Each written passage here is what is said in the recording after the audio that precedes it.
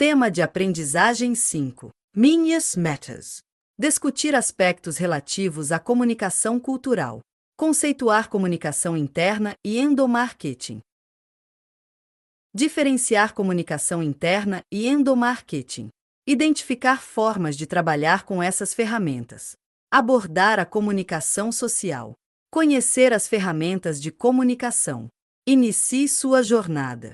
Não importa o local em que você se encontra, pois certamente há aqueles ambientes em que você se sente bem e aqueles em que você se sente desconfortável e até meio deslocado por causa do comportamento das pessoas e do tratamento existente entre elas. O mesmo pode ocorrer no ambiente empresarial? Você sabe responder? Dentro da empresa em que você trabalha, na condição de funcionário, você pode sentir-se satisfeito e com prazer no local de trabalho, ao manter bons relacionamentos internos e com as boas práticas da sua empresa, não é mesmo? Por outro lado, há empresas que exigem demais dos funcionários e adotam posturas pouco éticas, que fazem com que você possa sentir-se descontente, pressionado e até deslocado em relação àquilo que você acredita e ao que a empresa prega e pratica. Embora possa parecer estranho, essas situações mantêm relação direta com a comunicação nas empresas que estamos tratando. Isso porque a comunicação cultural está ligada ao clima organizacional e que também pode ser melhorado pela comunicação. Desenvolva seu potencial. Comunicação cultural. De acordo com Torquato, 2002, a comunicação cultural corresponde àquela responsável por comportar os climas internos. Para saber como está essa comunicação cultural, ele sugere medir a temperatura do clima organizacional. Como assim, medir a temperatura do clima organizacional? É isso mesmo. Essa temperatura pode ser aferida pela cultura interna, ou seja, pelos costumes, hábitos, práticas, ideias e valores da comunidade interna da organização. Podemos aprender a cultura de uma organização ao se fazer uma análise que parte do que é mais visível e concreto até o menos visível e difícil de ser percebido. Pimenta, 2002. Nessa ordem, temos o ambiente físico, objetos, criações, os valores, discursos e os pressupostos básicos ou princípios básicos, conferem com a identidade da organização. Todos esses aspectos caracterizam a comunicação cultural de uma empresa. Conforme Pimenta, 2002, a cultura é uma forma de lidar com os problemas de adaptação externa e integração interna que funcionam bem o suficiente para serem considerados válidos e ensinados a todos os colaboradores da organização. Essas referências culturais manifestam-se por meio da missão, visão e dos valores da empresa. Observe como esses elementos correspondem ao que denominamos anteriormente como pressupostos básicos ou princípios básicos. Esses pressupostos diluem-se e misturam-se com os comportamentos e discursos adotados pela empresa, influenciando a cultura organizacional e as relações de poder estabelecidas internamente na empresa, e induzem a cultura interna. Pimenta, 2002. Já o clima organizacional equivale aos aspectos intangíveis da cultura interna da organização. Esse clima pode ser medido por meio de pesquisas com os colaboradores e percebido pela maneira como as pessoas realizam seu trabalho. Pimenta, 2002. Vamos recorrer a um exemplo prático para deixar tudo isso mais claro. Há empresas em que as pessoas colaboram mais ou menos entre si nas diversas formas de entregar um objeto ou documento, na maneira como se relacionam e na apatia ou interesse nos assuntos referentes à empresa. Isso acontece porque o clima tem efeito direto sobre a satisfação e a motivação para o trabalho. Ele pode ser definido como conjunto de percepções subjetivas e sentimentos que os funcionários têm sobre a divisão do trabalho, a responsabilidade, o comportamento do chefe, as instalações onde trabalham, etc. Pimenta, 2002, page 85. Essa breve explicação nos mostra como a cultura pode ser influenciada pelas formas como as pessoas se comunicam internamente na organização e nas maneiras como agem diariamente na realização de seu trabalho. Ambientes com equipamentos deficientes ou quebrados, pouco arejados ou iluminados levam o funcionário ao desânimo. Colaboradores sobrecarregados com tarefas de seus cargos e de outros também se cansam do trabalho mais rapidamente e se sentem pressionadas. As relações com seus líderes influenciam na forma como as pessoas encaram seu trabalho na empresa. Um bom clima organizacional muitas vezes leva as pessoas a permanecerem e se engajarem mais na realização de seu trabalho. Não é apenas o salário que recompensa as pessoas. Por essa razão, tratamos da comunicação interna como elemento essencial à cultura organizacional e podemos incluí-la como um elemento fundamental da comunicação cultural de uma organização. É isso que vamos abordar na sequência do tema comunicação cultural. Vem comigo! Comunicação interna. De acordo com Tomasi Medeiros, 2014, A comunicação interna ocupa-se com gerar consentimento e produzir aceitação. A comunicação interna torna-se essencial para encaminhar soluções e atingir as metas pré-estabelecidas, com o objetivo de contribuir para a consecução de um clima positivo e favorável ao cumprimento de metas e ao crescimento e lucratividade da organização. Tomasi, Medeiros, 2014. Por essa razão, podemos acrescentar que a administração e a comunicação interna são atividades interligadas. A comunicação interna é a ferramenta que vai permitir que a administração torne comuns mensagens destinadas a motivar, estimular, considerar, diferenciar, promover, premiar e agrupar os integrantes de uma organização. A gestão e seu conjunto de valores, além da missão e visão de futuro, proporcionarão as condições para a comunicação empresarial poder atuar com eficácia. Matos, 2009, p. 93. Além disso, Tomasi e Medeiros, 2014, acrescentam que as comunicações internas prestam serviços como estimular, integrar, criar clima organizacional favorável, integrar áreas, departamentos e gerências e promover o sucesso pessoal dos colaboradores. Para comunicar-se de maneira efetiva com seus funcionários, as empresas podem utilizar as mídias internas, vídeos, jornais, revistas, alto-falantes, painéis eletrônicos, folhetos, displays, jornais murais, e-mails, e essa comunicação não deve ser apenas no fluxo descendente, ou seja, de cima para baixo, ensinam Tomasi e Medeiros, 2014. Matos, 2009, afirma que, sem comunicação, com os recursos humanos com qualidade total, não se consegue mudar o modelo organizacional para garantir competitividade para a empresa e transformar-se em um diferencial estratégico para a busca constante da melhoria da qualidade de vida no trabalho. Segundo ele, a comunicação é a força que dinamiza a vida das pessoas. Assim, costuma-se denominar também a comunicação interna como relações com os colaboradores e cuja atividade deve estar comprometida com os valores dos funcionários, e não com os valores apenas da diretoria da organização. Para tanto, Bueno, 2009, sugere visualizar os vários públicos existentes em uma organização e direcionar materiais de comunicação específicos a cada um desses públicos. Essa segmentação garantirá maior eficácia ao processo de comunicação interna. A comunicação interna deve ser utilizada para conscientizar os trabalhadores da visão, missão, estratégias e também para animar, a fim de que todos conscientizem-se do papel desempenhado pela organização na sociedade. Tomasi, Medeiros, 2014. Nessa mesma linha de raciocínio, verificamos que a comunicação interna permite que a organização possa realizar as mudanças necessárias à competitividade com eficiência e humanize o trabalho. Dessa forma, oferecerá uma cultura de participação, que serve como fator de motivação por meio do diálogo estabelecido entre a empresa e os funcionários. A comunicação interna também forma embaixadores da organização, que são verdadeiros multiplicadores dos valores, atividades e produtos da empresa. O público interno é, certamente, um dos que tem maior crédito ao falar a respeito da organização. Por isso, é muito importante que ele esteja sempre bem informado, sendo o primeiro a saber sobre as notícias da empresa. Para que a comunicação interna tenha sucesso, é necessário conhecer em profundidade o público interno. Para que os colaboradores aceitem e confiem nos veículos e mensagens da comunicação interna, é necessário que ela esteja de acordo com as suas expectativas e necessidades. Matos, 2009, p. 104-105. As falhas ou ausências na comunicação interna de uma organização levam ao surgimento de um meio de comunicação prejudicial, chamado de rádio peão ou rádio corredor. De acordo com Bueno, 2009, esses termos designam um processo de comunicação originado dos funcionários, e quase sempre é comandado por eles com o objetivo de se contrapor à comunicação oficial. A rádio peão ou rádio corredor começa com rumores, boatos ou fofocas que podem causar problemas devastadores à organização. Isso porque ela costuma ter mais força e relevância e, dependendo do assunto, ganha proporções que vão além dos limites da empresa. Pimenta, 2002. Por ser impossível negar a existência da rádio peão, Pimenta, 2002, ressalta 3 características do seu funcionamento, a fim de que os gestores e os líderes possam detectá-lo o mais breve possível. 1. Ela é criteriosa, já que as informações são selecionadas e passadas para quem for adequado dentro de sua lógica recebê-las. 2. Frequentemente, trata dos mesmos assuntos que os canais formais de comunicação dentro da empresa tratam. Entretanto, é mais eficiente, pois responde a todas as dúvidas sobre o tema. 3. Se a empresa omite ou fornece informações contraditórias, ambíguas ou mal elaboradas, certamente a rádio peão terá oportunidades para especular. A especulação é uma tendência natural das pessoas de preencher as lacunas de informação.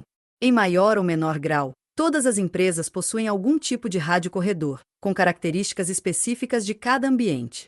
mas seus efeitos podem ser neutralizados ou até utilizados em favor da organização. Para isso, Pimenta, 2002, sugere adotar a tática de iniciar um rumor muito pior do que poderia acontecer na realidade. Quando esse rumor estiver suficientemente difundido, deve-se fazer uma declaração que, ainda que contenha más notícias, provocará alívio por ser menos drástica do que aquilo que estava sendo disseminado entre os colaboradores extraoficialmente. Assim, o que certamente não pode ser esquecido é que, sendo impossível extinguir ou controlar a rádio peão, os administradores devem cuidar dos processos de comunicação para diminuir as chances de especulações. Para isso, é necessário ter uma atitude que assegure aos funcionários que eles estão recebendo informações suficientes e honestas, sempre. Pimenta, 2002, p. 77. Na mesma linha de raciocínio, Bueno, 2009, diz que devemos aprender com a rádio peão como fazer uma comunicação eficiente. Também devemos ter consciência de que a rádio peão somente existe por uma falha na comunicação interna da empresa com os funcionários. Para neutralizar a força da rádio peão ou utilizar sua força para disseminar as informações de acordo com os interesses da organização, muitas empresas estão recorrendo aos agentes de comunicação interna. Eles são pessoas de vários cargos e níveis que ficam responsáveis por transmitir as mensagens entre seus pares. Dessa forma, eles atuam como responsáveis pela comunicação interna por meio da rádio peão, conquistando a confiança e a credibilidade dos demais colaboradores. Essa prática não existe em manuais ou livros, mas pode ser uma iniciativa eficiente para a comunicação interna da organização. O importante é não deixar vácuos na comunicação interna e conseguir engajar os funcionários com a organização. E isso pode ser feito por meio do endomarketing, cujo tema será abordado na sequência. Endomarketing. Você já deve ter ouvido as pessoas falarem de endomarketing como sinônimo de comunicação interna. É fato que essas duas ferramentas de comunicação são utilizadas dentro da empresa para engajar os funcionários e construir um clima cultural favorável à organização. A comunicação interna complementa as ações de endomarketing e vice-versa. Isso porque a comunicação interna objetiva manter o colaborador informado, enquanto o endomarketing visa a satisfação do colaborador. Veja as principais diferenças entre endomarketing e comunicação interna. O endomarketing tem caráter estratégico e objetivo cuidado com a marca, a visão ampliada sobre o negócio e o reforço da missão, da visão e dos valores. Já a comunicação interna refere-se a uma ação tática, cujo foco são os canais de comunicação e que informa sobre os serviços e as ações internas e estratégicas e serve para receber informações sobre os colaboradores e as práticas. Conforme Brum, 1998, o termo endomarketing é composto pelas palavras endo, cuja origem grega significa ação interior ou movimento para dentro, com a junção da palavra marketing. Essa somatória nos leva a entender o termo endomarketing como uma ação de marketing interno.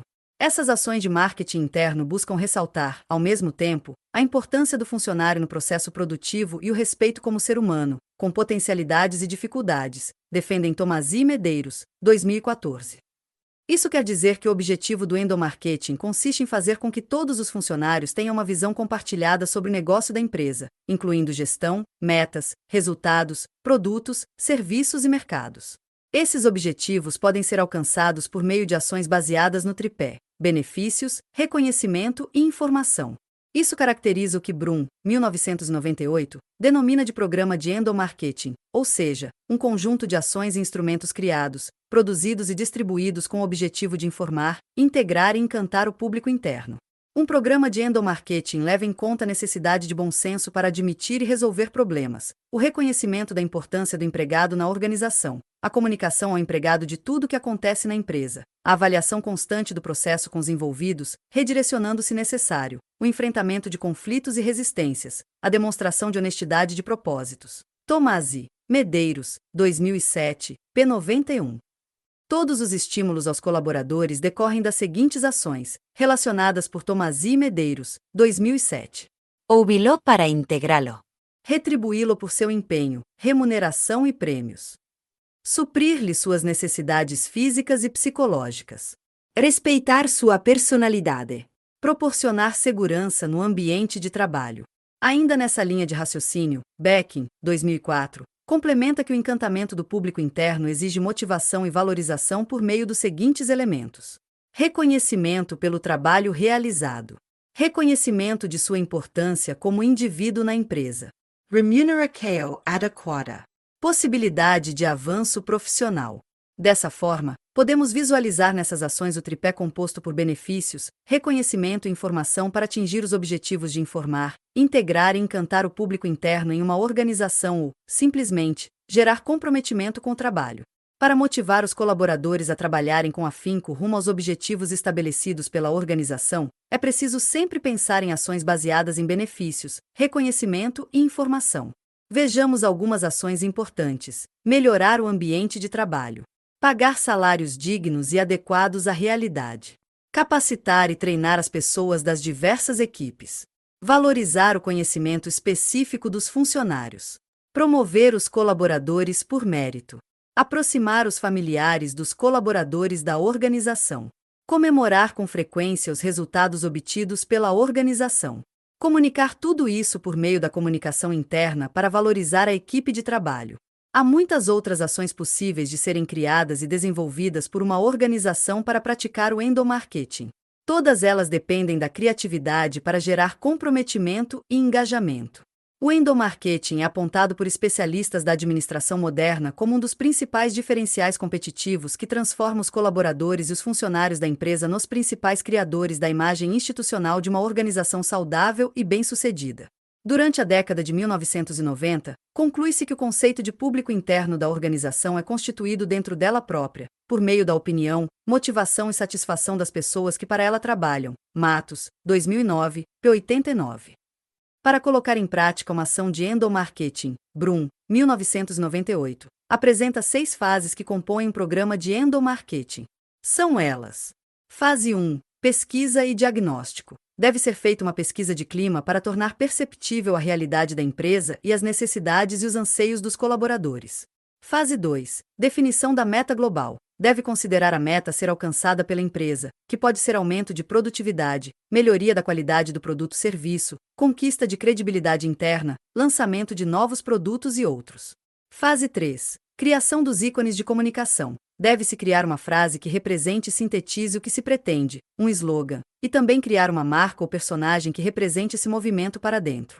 Fase 4. Divisão do público interno. É preciso especificar os públicos e dividi-los de acordo com suas características para que se tenha mais sucesso nas comunicações e no desenvolvimento das ações. Fase 5. O programa propriamente dito. São as ações a serem desenvolvidas com o objetivo de informar, integrar e encantar o público interno. Fase 6. Escolha de um momento para o lançamento do programa. O programa de endomarketing deve ser lançado em clima de festa, ambientado com o propósito que se pretende atingir e os ícones do programa, além da presença da diretoria e lançamento das ideias globais do programa. Assim, encerramos os estudos básicos da comunicação cultural e como ela contribui para a comunicação nas empresas como um todo. Mas ainda não terminamos. Temos muito a estudar sobre comunicação administrativa. Continue comigo. Comunicação social. A comunicação organizacional muitas vezes pode ser interpretada como comunicação social, uma vez que a maioria das pessoas entende que as organizações apenas se comunicam com o público por meio de propagandas em jornais, revistas, TVs e rádios. No entanto, essas formas de comunicação correspondem a apenas uma parte de tudo aquilo que a comunicação social e suas ferramentas são capazes de fazer para a comunicação nas organizações e seus objetivos de formar a imagem e a identidade corporativa. Apesar de já termos estudado os outros tipos de comunicação, ainda pode haver dúvidas sobre a abrangência da comunicação nas organizações e como ela representa a soma de todas as atividades de comunicação na empresa. A comunicação social envolve as áreas de jornalismo, relações públicas, publicidade, editoração e marketing e é a mais desenvolvida, tanto do ponto de vista conceitual quanto dos pontos de vista operacional e tecnológico. Torquato, 2002. Há uma divergência entre autores que classificam a comunicação interna e cultural como mais um elemento da comunicação social. Porém, adotamos nesta disciplina base teórica segundo a qual a comunicação interna responde pela cultura e o clima interno da empresa e, portanto, deve ser trabalhada internamente sob a nomenclatura de comunicação cultural. Nesse sentido, a comunicação social trata das ações direcionadas ao público externo da organização, compreendida pela sociedade de massas. Essa modalidade de comunicação social responde pela imagem da organização no mercado e visa atingir a opinião pública. Tomasi, Medeiros, 2014. O foco da comunicação social na formação da opinião pública em relação à organização exige, do profissional de comunicação, preocupação com as tendências da sociedade. Conforme Torquato, 2002, ele deve ocupar-se das posições do consumidor e da lógica que regula seu comportamento. Essa lógica é afetada por fatores que influenciam as decisões dos consumidores. De um lado, a lógica do consumidor apoia-se em suas necessidades, de outro, apoia-se em valores difundidos pela sociedade. O consumidor precisa de produtos, mas não somente deles, visto que, junto com o produto, adquire certos valores, como conforto, bem-estar, saúde e status. Os produtos consumidos também servem para diferenciar as pessoas, pois são sinais e símbolos que as distinguem. Tomás I. Medeiros, 2007, p. 79. A partir disso, podemos estabelecer os objetivos da comunicação social. Torquato, 2002, Tomás I. Medeiros, 2014. São eles: projetar um conceito adequado das organizações perante seus públicos, consistente com suas políticas, crenças e valores. Criar, manter e desenvolver formas de comunicação que contribuem para a melhor operacionalidade dos sistemas e das atividades. Desenvolver harmoniosamente o espírito de equipe. Projetar junto a centros de radiadores de opinião e poder o pensamento ideológico da organização. Acompanhar e influenciar o meio ambiente, criando e desenvolvendo representações junto aos poderes institucionais do país.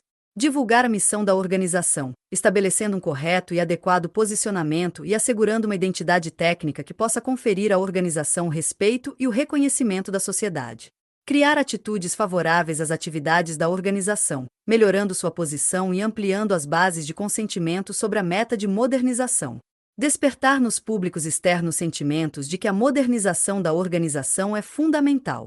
Propiciar visão clara de aspectos, programas e atividades da organização junto aos poderes constituídos, estreitando relacionamento com o poder legislativo. Assessorar as áreas da organização na tarefa de implementação de mudança e inovações relevantes. Valorizar os recursos e os potenciais humanos da organização, enaltecendo seu trabalho e reconhecendo, quando for o caso, a sua efetiva contribuição para o aperfeiçoamento e o engrandecimento da organização. Percebemos nesses itens quão complexos e abrangentes são os objetivos e, consequentemente, as atividades da comunicação social. Por essa razão, Torquato, 2002, defende que ela deve ser pautada pelos valores que a sociedade exige nos dias de hoje, como verdade, qualidade, confiabilidade, clareza, equilíbrio, rapidez, cordialidade e responsabilidade social. Devido à sua complexidade e abrangência, a comunicação social também pode ser encontrada sob a nomenclatura de comunicação integrada de marketing. Para evitar confusão, esclareceremos essa denominação na sequência, junto com as ferramentas de comunicação social. Ferramentas de comunicação social ou de comunicação integrada de marketing. O conceito de comunicação integrada de marketing, CIM, resulta do reconhecimento de que os objetivos da comunicação somente poderão ser eficazmente alcançados se todos os elementos do programa de comunicação forem coordenados e integrados, de modo a criarem uma posição, mensagem ou imagens únicas, diferenciadas e consistentes na mente do consumidor-alvo do produto. Limeira, 2004. Apesar do nome, comunicação integrada de marketing não é sinônimo de marketing. Enquanto marketing se ocupa da relação de satisfazer os consumidores por meio de produtos e serviços de valor para eles, a comunicação integrada apenas divulga os resultados desse processo. Diante do exposto, podemos relacionar as principais ferramentas de comunicação social com as suas respectivas características, conforme proposto pelos autores a seguir. Propaganda é a forma paga e não pessoal de comunicação de marketing, com patrocinador identificado, dirigida a um público definido, veiculada por mídia de massa, segmentada ou dirigida, visando criar imagem para a marca com base em seu posicionamento e estimular a aquisição do produto. Limeira, 2004. Promoção de vendas é a oferta de incentivos imediatos, de curto prazo, como brindes, descontos, prêmios e bonificações, por um patrocinador identificado, com ou sem o apoio da propaganda, para estimular a experimentação, a aquisição ou a repetição de compra do produto. Pinheiro, Gulo, 2005. Venda pessoal é a forma de comunicação persuasiva e interativa realizada por meio de contato pessoal, face a face, entre o representante da empresa e o cliente, visando eliminar as objeções desse e realizar a venda do produto. Públio, 2008. Marketing direto é o conjunto de atividades de comunicação impessoal e direta, sem intermediários, entre a empresa e o cliente, via correio, fax, telefone, internet ou outros meios diretos de comunicação, visando obter uma resposta imediata do cliente. Por fim, a venda do produto. Pinheiro, Gulo, 2005. Relações públicas são as atividades de comunicação com os públicos direta ou indiretamente interessados nas atividades da empresa, os chamados stakeholders, visando criar atitude favorável em relação à marca e às atividades da empresa com maior credibilidade do que as ações de propaganda. Tomás I. Medeiros, 2014. Publicidade. São as informações sobre as atividades da empresa e seus produtos, divulgadas por meio da imprensa, para o público-alvo, sem custo adicional. Torquato, 2002. Assessoria de imprensa. É o relacionamento com órgãos e representantes da imprensa, que são formadores de opinião, visando criar atitude favorável em relação à marca do produto e à empresa. Torquato, 2002. Promoção de eventos. É atividade de comunicação por meio da realização ou patrocínio de eventos como feiras, exposições, congressos, palestras, seminários, espetáculos, concursos e torneios culturais ou esportivos, visando divulgar e criar imagem da organização. Pinheiro, Gulo, 2005. Merchandising ou comunicação no ponto de venda. São as atividades de comunicação e exposição do produto no ponto de venda, como cartazes, folhetos e displays, que visam chamar a atenção, facilitar o acesso do consumidor ao produto e estimular as vendas imediatas. Limeira, 2004. Atendimento ao cliente. É a comunicação interativa, iniciada, em geral, pelo cliente, com o propósito de responder a dúvidas e perguntas, esclarecer a maneira de consumir e resolver problemas decorrentes do uso do produto. Tomás I. Medeiros, 2014. Comunicação pela internet. É o conjunto de atividades de comunicação interativa com os clientes, canais de vendas e parceiros que se utiliza da rede mundial internet, como e-mails, páginas na web, redes sociais e anúncios na forma de banners. Limeira, 2004. Embalagem, além de ser o recipiente ou envoltório para o produto, com design e material diferenciada, é um meio de comunicação de suas características e de seus benefícios, contribuindo para a formação da imagem da organização. Pinheiro, Gulo, 2005. Com a finalidade de facilitar a compreensão e resumir as características das principais ferramentas de comunicação social, apresentamos o resumo extraído de Costa e Crescitelli, 2007, para você relembrar e acessar sempre. Além das ferramentas citadas anteriormente, Tomás I. Medeiros, 2014, incluem o ombudsman ou ouvidor. Segundo eles, essa ferramenta constitui-se em uma figura dentro da empresa na qualidade de representante do consumidor para ouvi-lo e dar-lhe retorno. Aprofundando. O termo ombudsman é utilizado para designar a pessoa responsável pela comunicação entre as organizações, públicas ou privadas, na defesa dos interesses dos consumidores ou usuários. O ombudsman corresponde ao cargo de ouvidor, responsável por ouvir queixas, sugestões e elogios dos clientes e encaminhá-las aos setores responsáveis para a tomada das medidas necessárias e respondê-las aos consumidores. A ouvidoria e a figura do ombudsman diferem do canal para atendimento ao consumidor. Limeira, 2004. Pois esse último é utilizado para o aprimoramento dos produtos e serviços que uma empresa oferece ao mercado. Tomás I. Medeiros, 2014.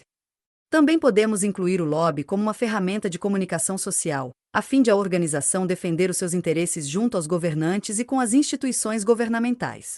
A comunicação da empresa deve mostrar à sociedade e aos fornecedores de opinião a pressão politicamente correta, feita sobre aquelas que, momentaneamente, podem estar contra os projetos da empresa.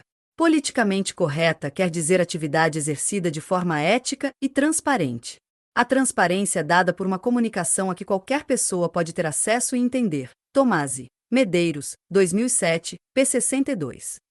Com a mesma transparência com que uma empresa deve atuar em defesa de seus interesses junto às entidades governamentais, ela também deve enfrentar as situações de crise pelas quais passa em determinados momentos.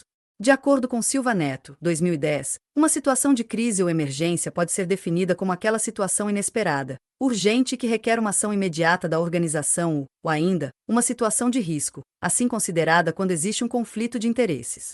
Essas crises podem ocorrer por conta de acidentes com vítimas, uma queda de um avião, ações judiciais, condenações de empresários e ações de defesa dos consumidores, práticas ilegais na venda de produtos ou serviços, por exemplo. Outras formas de crise podem se configurar por conta de defeitos nos produtos e serviços fornecidos, exigindo uma correção ou substituição, recall, casos de discriminação, catástrofes ambientais, ou ainda, fraudes e crimes cometidos por funcionários ou donos das organizações. Nesses momentos, a comunicação social deve ser utilizada como elemento vital para informar e esclarecer, já que os momentos de crise organizacional despertam o interesse da mídia e da sociedade como um todo. De acordo com Silva Neto, 2010, as crises ou as emergências carregam em si níveis de incerteza e isso faz com que a comunicação se torne complexa ou ambígua, porque será preciso comunicar-se com o público sem ter as informações com total precisão do ocorrido. A melhor maneira de enfrentar as crises consiste na preparação para a diminuição dos riscos inerentes às atividades da empresa ou de situações que possam corroer a imagem da organização. Para tanto, Silva Neto, 2010, sustenta a necessidade de a organização possuir um plano de gerenciamento de crises. Ainda de acordo com Silva Neto, 2010, o plano de gestão de crises deve ser baseado nas seguintes etapas: auditoria de vulnerabilidade, avaliação multidisciplinar de riscos para identificar fraquezas operacionais que, se não forem sanadas, podem resultar em emergências ou crises. Planejamento de crises, elaboração de planos de gestão e comunicação de crises para os principais problemas identificados. Embora os planos com antecedência não sejam completos, permitem ordenar rapidamente as primeiras ações e orientar os próximos passos diante da situação. Preparação para responder às crises. Com base nos planos existentes, treinar periodicamente os funcionários envolvidos para lidar com os aspectos relativos à incerteza e à liderança e refinar competências com base nas melhores práticas em gestão e comunicação de crises. Observe que, em todas as etapas, a comunicação se torna a parte mais visível do plano. Por esse motivo, Silva Neto, 2010, defende a necessidade de definição dos fluxos de comunicação entre as pessoas envolvidas e a diretoria e também com os porta-vozes da empresa e os públicos interno e externo. Todas essas formas de executar a comunicação social podem ser feitas com a ajuda de terceiros, tais como agências de propaganda, serviços terceirizados de relações públicas, assessoria de imprensa, gestão de design e branding, ouvidoria e outros. A própria empresa pode optar por manter essas funções dentro da organização para o maior controle das operações de comunicação e constante comunicação com os vários públicos interessados na organização. Aprofundando. Mantecorp. Criação de uma nova marca após 17 anos de união em uma joint venture com a norte-americana Schering-Plough, o grupo nacional comandado pela família Mantegazza e dedicado ao desenvolvimento de produtos farmacêuticos decidiu, no fim de 2006, adquirir mais de 30% das ações da operação da qual já participava como sócio majoritário, 70%, tornando a empresa totalmente nacional. Constituída em 2006, como organização independente, a Mantecorp é uma das protagonistas do setor farmacêutico nacional, sendo um dos maiores laboratórios do país. A Agência África, presidida por Nizam Guanais, foi contratada para desenvolver uma campanha corporativa para o lançamento da marca no Brasil e a associação dela com os produtos farmacêuticos desenvolvidos pela empresa. Como primeira tarefa, a construção e a popularização da imagem da nova marca da empresa, Mantecorp, associando-a com a qualidade sempre apresentada na relação com os consumidores e tornando-a cada vez mais confiável aos olhos do público em geral, do trade, da comunidade médica e de novos parceiros empresariais, tanto em âmbito nacional como internacional. A curto e médio prazo, a companhia pretende ser um canal aberto e facilitador para a entrada de outras empresas, e por intermédio de parceiras e via exportações, se fazer presente no estrangeiro. Para realizar essa tarefa de comunicação, a solução parece ser extremamente simples, tendo em vista que os produtos comercializados pela empresa se tornaram líderes em venda em razão do reconhecimento de suas virtudes.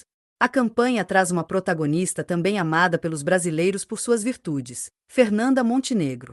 No comercial de apresentação da marca Mantecorp, a diva ressalta que é conhecida pelo nome artístico, mas possui um nome verdadeiro, Ariete Pinheiro Monteiro Torres, sobre o qual praticamente ninguém nunca ouviu falar. Então, ela pega o gancho para explicar, didaticamente, que os nomes artísticos da Mantecorp são Coristina, Polaramine, Calminex, Coppertone etc., salientando que é importante, para os brasileiros, saber a origem desses produtos nos quais depositam tanta confiança. A verba da campanha foi de 20 milhões de reais. Fund. Bendit. ZP. In. Silva Neto, BR da Comunicação Corporativa e Reputação, Construção e Defesa da Imagem Favorável. São Paulo, Saraiva, 2010. Pages 42 to 43. Novos desafios. Agora que finalizamos este tema, o que você aprendeu até aqui? Ficou claro para você que a comunicação cultura corresponde àquela responsável por comportar os climas internos? No seu local de trabalho, as referências culturais manifestam-se por meio da missão, visão e valores da empresa? Em sua vivência, a comunicação interna comunica-se de maneira efetiva com seus funcionários? Além disso, você, como profissional de comunicação, sente-se apto a atuar e projetar um conceito adequado das organizações perante seus públicos? Quais ações você poderia propor com vistas a construir a imagem da organização no mercado e atingir a opinião pública para formar a identidade e a imagem corporativa? Reflita sobre essas questões e comece a atuar como profissional da área.